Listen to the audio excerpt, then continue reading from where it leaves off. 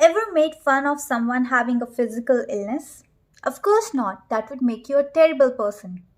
But very often we see people casually and indifferently passing remarks about someone, calling them psycho, OCD, bipolar, and they don't even regret about it.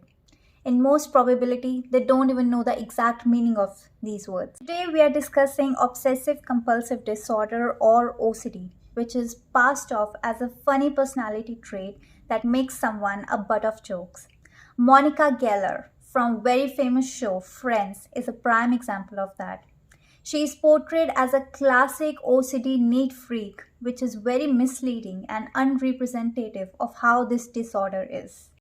Was I cleaning in my sleep again? I got soap and sponges and rags and carnauba wax and polishing compound.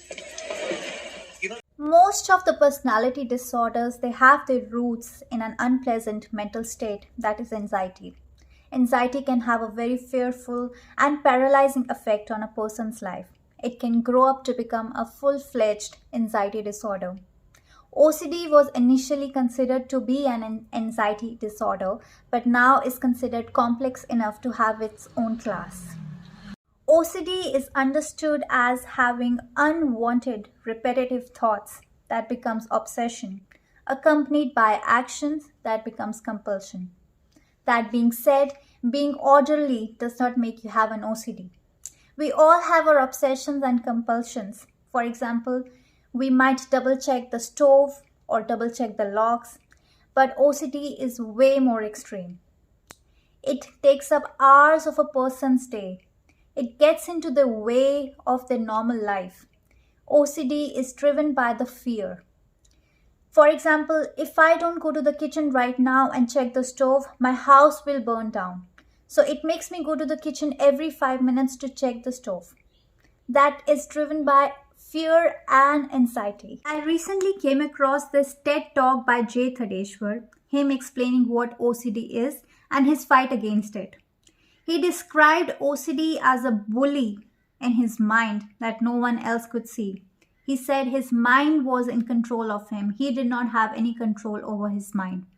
His OCD was that he would randomly get this thought that his family is going to get hurt or something bad is going to happen. That would make him anxious and depressed, and he would hate himself for letting a thought like that come to his mind. As a result, to neutralize it, he needed to apologize. Who was he apologizing to? He didn't know that.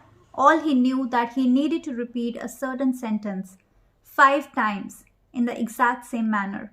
Let me read that sentence for you. I quote, "I'm really sorry I got this thought nothing should happen to my brother. The thought was bad and wrong and it should not be considered." Now he needed to repeat this sentence in the exact same way for 5 times, but his mind would not let him do so. As a result, he would get anxious, depressed to a point that he would start crying or even hitting himself. Jay Thadeshwar fought his OCD using this therapy called exposure and response prevention. What it does is that whenever you get this thought that triggers your anxiety, don't perform the compulsive action. Let your anxiety be there. Fight it and don't give up. And if you don't give up, the anxiety will slowly start coming down. This was actually observed in this very famous show, The Big Bang Theory, in which the main protagonist, Sheldon, he also suffers from OCD. And in one of the episodes, his haircut was delayed by 6 days because his hairstylist was sick. So for those 6 days, Sheldon remains restless and anxious only to realize that nothing bad has happened in his life and he has been wasting his life over that OCD for no reason. Sweetie, are you all right? No, I'm not all right. It's been 6 days since I was supposed to get a haircut, and nothing horrible has happened. Okay, I'm sorry, I don't understand. Leonard, explain it to her. He's crazy.